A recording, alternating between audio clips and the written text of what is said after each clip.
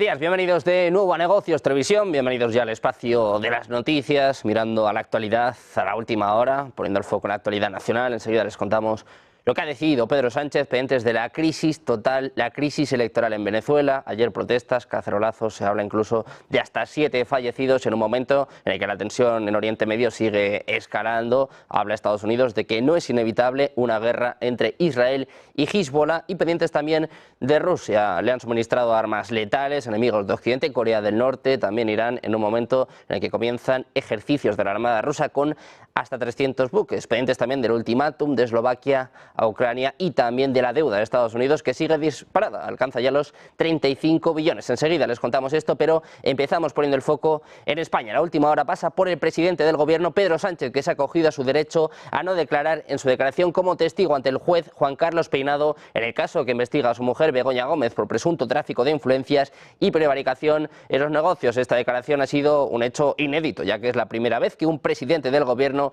presta declaración ante un juez en el marco de la causa contra su mujer por presunto tráfico de influencias y prevaricación en los negocios. El magistrado ordenó previamente que la policía y los técnicos de los servicios informáticos de la Comunidad de Madrid se encargasen de instalar los dispositivos necesarios para la declaración de Sánchez. Este martes estaba marcado en rojo en el calendario del presidente del gobierno. Comenzaba su intenso 30 de julio con el Consejo de Ministros, al que prosiguió su declaración ante el juez Peinado. Acto seguido se va a celebrar la Ejecutiva Federal del PSOE para finalizar con una audiencia con el rey Felipe VI en Palma. Como decíamos, se esperaba la declaración a eso de las 11, pero tenía muchas dudas el presidente del gobierno, Pedro Sánchez, que de momento ha decidido acogerse a su derecho a no declarar. Miramos a otro presidente, en el caso del presidente venezolano Nicolás Maduro. Ha denunciado este 29 de julio que el sistema eléctrico del país fue víctima de 2 ataques por parte de grupos relacionados, decía, con la derecha extremista. En un mensaje emitido por la cadena venezolana de televisión, decía Maduro que ayer atacaron ferozmente en 2 puntos estratégicos del sistema eléctrico para un apagón a las 12 del mediodía y a las 8 de la noche. Querían apagar el país, es lo que denunciaba Maduro en su alocución. El mandatario además denunció la formación de grupos ilegales pagados que generan una escalada de violencia para asaltar el poder en Venezuela. Dice, por un lado, presentan un viejito que casi no puede hablar ni caminar, pero por debajo hay un plan y detrás de este plan están los gringos. Será la acusación de Nicolás Maduro. Precisamente el gobierno del presidente Nicolás Maduro expulsa 7 misiones diplomáticas de países que condenaron su atribuida victoria electoral del 28 de julio, a pesar de los informes de fraude de los que hablan algunos medios. Mientras tanto, Maduro recibía felicitaciones de países como Rusia, China, Irán, Serbia, Nicaragua y Cuba. Los gobiernos de Uruguay, Argentina, Costa Rica, Ecuador, Guatemala, Panamá, Paraguay, Perú y República Dominicana han manifestado su profunda preocupación por el desarrollo de las presidenciales, exigiendo la revisión completa de los resultados. En respuesta, el gobierno de Maduro ha exigido a Argentina, Chile, Costa Rica, Perú, Panamá, República Dominicana y Uruguay el retiro de manera inmediata de sus representantes en territorio venezolano, según informa la agencia EFE. El gobierno venezolano además ha suspendido de forma temporal los vuelos desde y hacia República Dominicana y Panamá a partir del 31 de julio en rechazo a la supuesta injerencia de esos países en las elecciones presidenciales realizadas el pasado domingo. Es lo que ha anunciado el ministro de Transporte Ramón Velázquez. Dice que rechazo al injerencismo de gobiernos de derecha y basados en la soberanía plena. Anuncia la suspensión temporal de los vuelos aerocomerciales desde y hacia la República Bolivariana de Venezuela con Panamá y la República Dominicana a partir del 31 de julio a las 8 de la noche. Es lo que señalaba el propio Velázquez a través de un comunicado. De acuerdo con el texto, este ministerio se reserva las acciones legales en apoyo firme a las decisiones políticas del Estado para hacer respetar, preservar y defender el derecho de esa nación caribeña. Una madrugada difícil la que se ha vivido hoy en Venezuela. Según la organización Foro Penal, una persona habría fallecido y decenas habrían sido detenidas en el marco de protestas en el que desde la oposición denuncian un fraude electoral. Reclaman la publicación de todas las actas de recuento de las elecciones del domingo, que oficialmente daban la victoria a Maduro con un 51%. La oposición ha puesto en marcha una plataforma web denunciando el fraude. María Corina Machado asegura tener las actas que muestran el triunfo de Edmundo González Urrutia en esa página web que alberga los resultados de las actas electorales y ensalza la victoria precisamente del propio Edmundo. Por su parte, en Estados Unidos, el gobierno de Biden ha denunciado manipulación en las elecciones de Venezuela de este domingo. Asegura que ese falsamiento ha despojado de cualquier credibilidad al anuncio de la reelección del presidente venezolano Nicolás Maduro, y Washington deja la puerta abierta a nuevas sanciones contra Venezuela. Altos funcionarios de Estados Unidos han agudizado la respuesta de Washington a la disputada votación en la que la autoridad electoral de Venezuela declaró que Maduro había ganado un tercer mandato.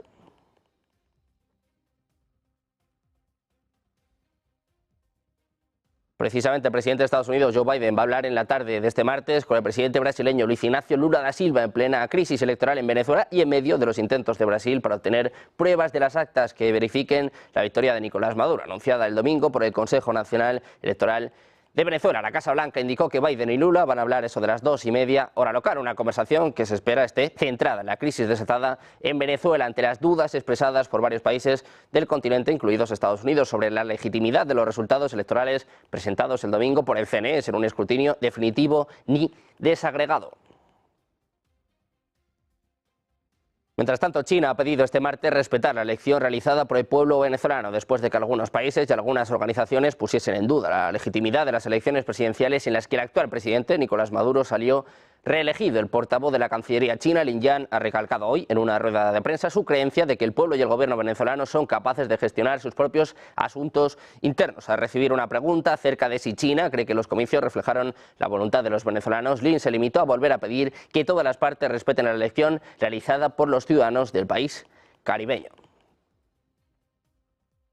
También pendientes de Italia, Meloni dice que es importante entenderse el uno con el otro. Reunida en China con el propio Xi Jinping, dice que hay que responder mejor a los desafíos globales. La primera ministra italiana ha hecho un llamado claro a China para que deje de apoyar a Rusia en medio del conflicto en Ucrania. Meloni también expresó su preocupación por la situación en el Líbano, temiendo una posible escalada regional.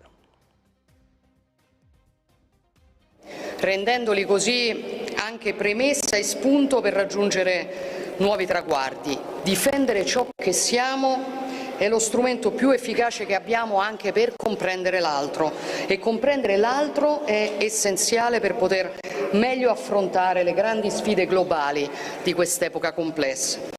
La profondità dei nostri rapporti si rispecchia, come diceva il Ministro, nel bassorilievo che abbiamo alle nostre spalle, che è dedicato alla millenaria storia cinese, chiaramente a grandissime linee, perché è una storia molto più lunga e complessa di quello che si può racchiudere in una stanza, però in quel bassorilievo, in quella storia, come ricordava il Ministro, sono raffigurati solamente 2 stranieri.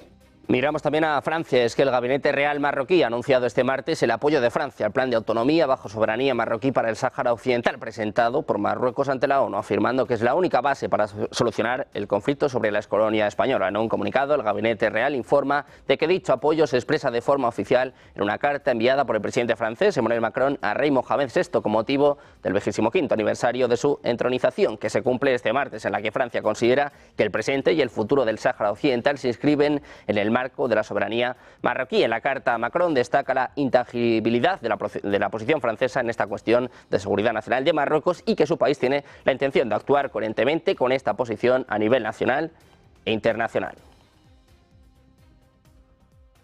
Mientras tanto, Estados Unidos está liderando una campaña diplomática para disuadir a Israel de atacar la capital del Líbano, Beirut, o una importante infraestructura civil en respuesta al mortal ataque con cohetes en los altos del Golán. En eso que apuntan 5 personas con conocimiento de la campaña. Washington está intentando evitar una guerra en toda regla entre Israel y el movimiento de Hezbollah, respaldado por Irán, después de que el ataque al Golán ocupado por Israel matara a 12 jóvenes el fin de semana, según 5 personas citadas por Reuters, entre las que se encuentran funcionarios libaneses e iraníes, además de diplomáticos de Oriente Medio y Europa. Israel y Estados Unidos han culpado a Hezbollah por el ataque con cohetes, aunque el grupo ha negado su responsabilidad. El objetivo de la diplomacia de alta velocidad ha sido limitar la respuesta de Israel, instándole a no atacar la densamente poblada ciudad de Beirut. Mientras tanto, el secretario de Defensa de Estados Unidos, Lloyd Austin, ha dicho este martes que cree que una guerra total entre Hezbollah e Israel no es inevitable después del ataque de un supuesto grupo militante en los altos del Golán, en el que murieron 12 ciudadanos iraníes. En una conferencia de prensa en Manila, Austin ha enfatizado que Washington busca resolver el conflicto entre Israel y Hezbollah por medios diplomáticos. Eso sí, no descarta una guerra entre Israel y Hezbollah. Escuchamos a Austin. Or imminent, excuse me. I don't believe that while we've seen a lot of activity on Israel's northern border, we remain concerned about the potential of this escalating into a full-blown fight. I don't believe that a fight is inevitable. I think that we'd like to see things resolved in a diplomatic fashion. As to whether or not Israel can manage a war in Gaza and a fight in Lebanon at the same time, Israel will do what it needs to defend itself, and it's demonstrated that time and again. We've committed to helping Israel defend itself for whatever it takes, and certainly that's not a scenario that we'd like to see occur. We'd like to see things resolved in a diplomatic fashion going forward. Anteriormente, Associated Press informó que Hezbollah comienza a mover misiles inteligentes guiados con precisión para su posible uso contra Israel, después de que el Gabinete de Seguridad israelí autorizara al primer ministro Benjamin Netanyahu y al ministro de Defensa Yoav Gallant a decidir cuándo y cómo responderá el país al mortal ataque de Hezbollah. Por su parte, Líbano no permitirá que el conflicto con Israel se intensifique. El ministro de Trabajo ha dicho este lunes que su país no va a permitir que el conflicto con Israel se intensifique aún más después de que Hezbollah supuestamente lanzara un ataque a los altos del Golán. Dice que el gobierno libanés está haciendo todo lo necesario para impedir que se amplíe la escala de la agresión israelí contra el Líbano. Insistía en que Netanyahu está usando la situación actual para asegurar al pueblo de su país, quien ha dado la espalda al norte de Israel y a los altos del Golán.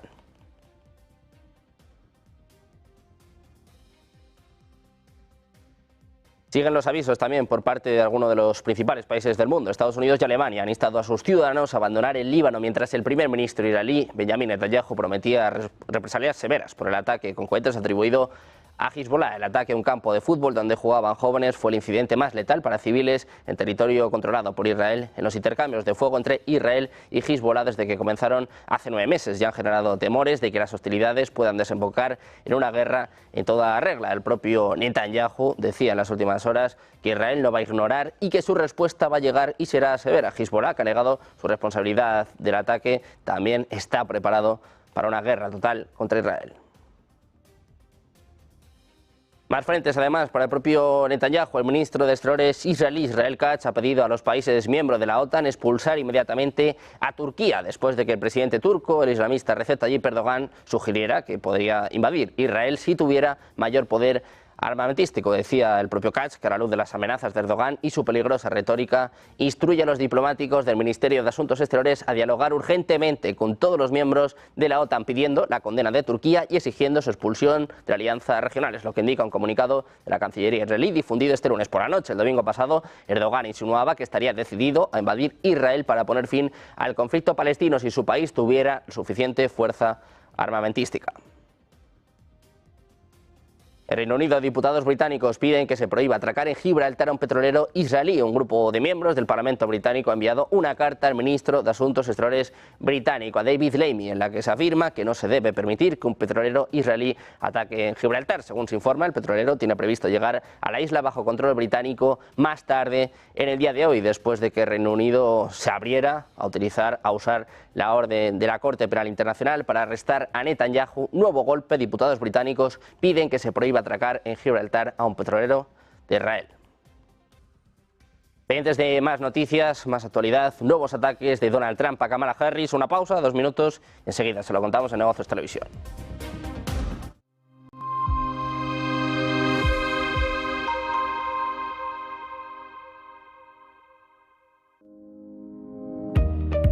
La historia de la bolsa española hay que buscarla más cerca de las leyes que de las acciones. De hecho, para buscar el origen del mercado bursátil en España, hay que remontarse al 10 de septiembre de 1831 con la publicación de la Ley de Creación de la Bolsa de Madrid. Sin embargo, el IBEX 35, el principal selectivo de la bolsa española e índice de referencia del mercado español, es mucho más joven y cuenta con poco más de 30 años de historia. Fue el 14 de enero de 1992 cuando el IBEX 35 vio la luz para servir de referencia al recién creado mercado de opciones y futuros. Desde entonces, la economía española ha triplicado su tamaño en términos de PIB, al tiempo que el valor de las empresas del indicador se ha multiplicado por 10. A lo largo de este tiempo, el IBEX 35 ha consolidado su posición como marca líder de la economía y de las empresas cotizadas españolas y principal indicador de su transformación. Desde su nacimiento, más de 60 compañías diferentes han pasado por la tabla. Para entender su composición y explicar la razón de sus integrantes, es importante señalar que el IBEX 35 es un índice ponderado por capitalización, lo que quiere decir que tienen más peso en las empresas de mayor valor, y lo componen los 35 valores más líquidos que cotizan en la bolsa española, ponderados por capitalización bursátil ajustada por capital flotante, una composición que se revisa de manera trimestral.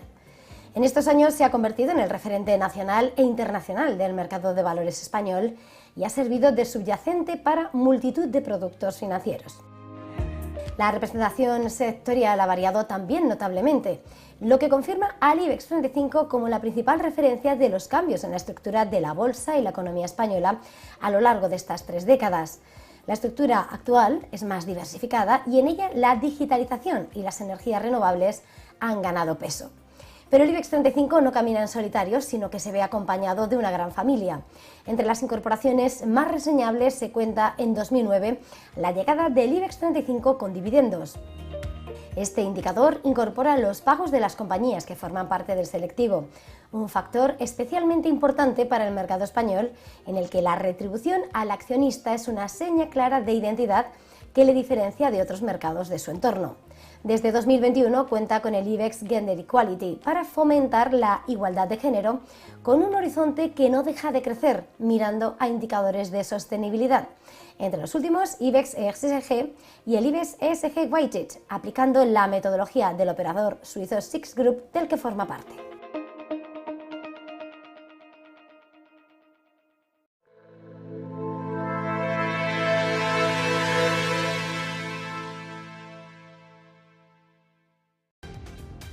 Ya estamos de vuelta en Negocios Televisión, seguimos mirando a la actualidad, ponemos el foco en la campaña electoral de Estados Unidos. Hablamos de Thomas Matthew Crooks, el que intentó asesinar a Donald Trump, que solía ir un paso por delante del Servicio Secreto de Estados Unidos y logró implementar su plan de disparar contra el expresidente Donald Trump en un mitin en Pensilvania el pasado 13 de julio, es lo que informa New York Times, apuntando a que pese a algunos agentes locales sabían de su presencia y hasta tomaron fotos de él antes del atentado, fue capaz de realizarlo, lo que informa The New York Times con referencia a mensajes de texto proporcionados por la oficina del senador republicano Charles E. Grassley. Así se reveló que el pistolero despertó las sospechas de la policía local unos 90 minutos antes de que disparara la primera de sus 8 balas, una de las cuales rozó la oreja de Trump y otras que mataron a un visitante del evento y hirieron a otro. No obstante, mientras las fuerzas del orden locales intentaban compartir la información sobre el sospechoso y seguirlo, aunque lo perdían de vista una y otra vez, el servicio secreto al parecer siempre lo tenía algo oculto de su vista, según señala este medio.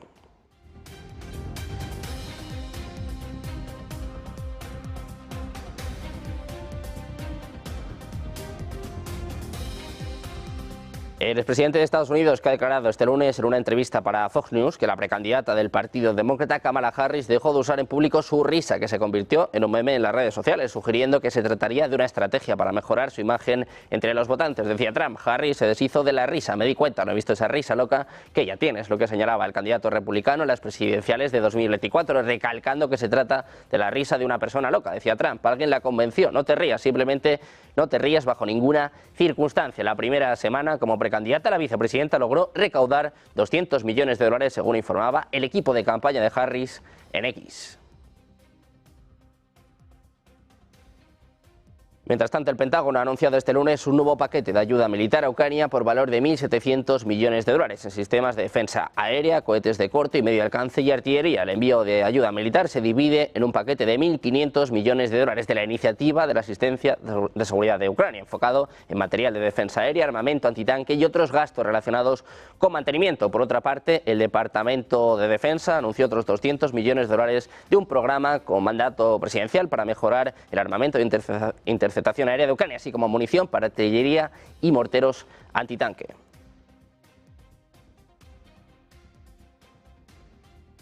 También miramos al ministro de Asuntos Exteriores de Polonia, Radosław Sikorski, ha asegurado que es imposible lograr la paz con Rusia porque Moscú busca beneficiarse de su agresión. Por ello ha recalcado es necesario responder con la fuerza, no con concesiones. Es lo que ha dicho en una entrevista con Visegrad Insight, según informa Ukrinform. Dice además que la Rusia moderna ha incumplido ambos compromisos, ya que ha introducido un régimen mucho más autoritario y tiene más presos políticos que bajo Brezhnev. Es lo que señalaba el propio Sikorski. A continuación ha asegurado que al mismo tiempo Rusia ha comenzado a modificar las fronteras por la fuerza y que la OSCE fue una idea para estabilizar la seguridad en Europa con la participación de Rusia. Dice que durante muchos años y décadas la OSCE le gustó a Rusia porque tenía derecho a veto en ella. Sin embargo, a día de hoy ha violado todos los supuestos y principios tanto de la Carta de la ONU como de la OSCE, que prácticamente, dice, fue creada por iniciativa suya.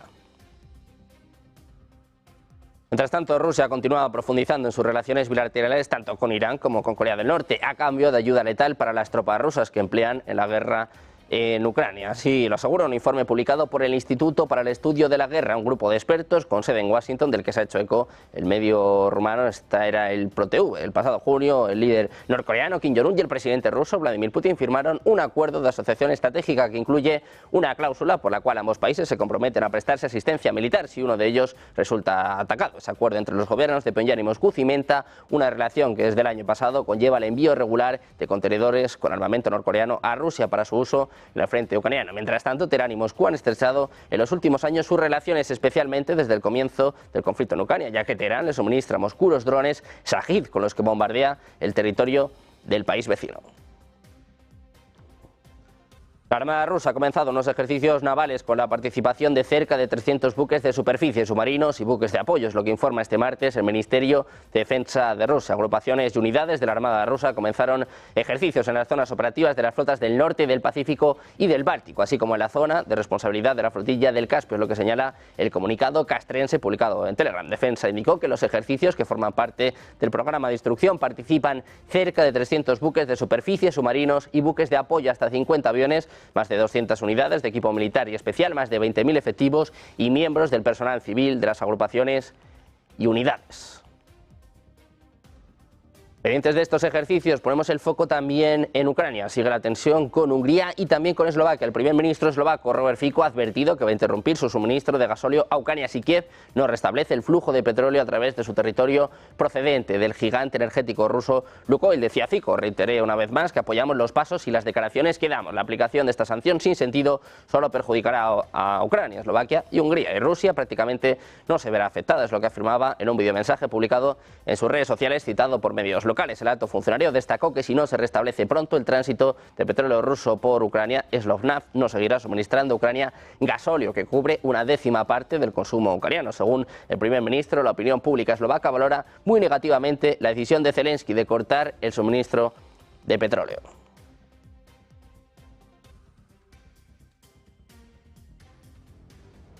Y miramos también a la deuda del gobierno de Estados Unidos. Ha alcanzado hoy un nuevo nivel, superando la marca de los 35 billones de dólares. Los pagos de intereses de la deuda ahora superan el gasto de defensa nacional. Los economistas están divididos sobre si esta deuda representa una amenaza grave a la estabilidad económica o sigue siendo manejable con crecimiento económico. Los debates políticos se centran en si se debe recortar el gasto o aumentar los impuestos para abordar la creciente deuda. Se trata de una enorme carga de deuda cuyo servicio ya supone más del 15% de todos los gastos presupuestarios. En general, más del 76% de los impuestos recaudados de las personas físicas se destinan al pago de obligaciones de deuda en Estados Unidos. Vale la pena señalar que muy probablemente el antirregistro mencionado anteriormente no sea el límite. El caso es que hasta enero de 2025 la deuda nacional de Estados Unidos no tiene techo. Esto está consagrado en la ley. En consecuencia, el nuevo presidente de Estados Unidos, que será elegido en las elecciones de noviembre, inmediatamente después de su investidura, puede tener un país cuya economía trabaje en gran medida para pagar las deudas existentes.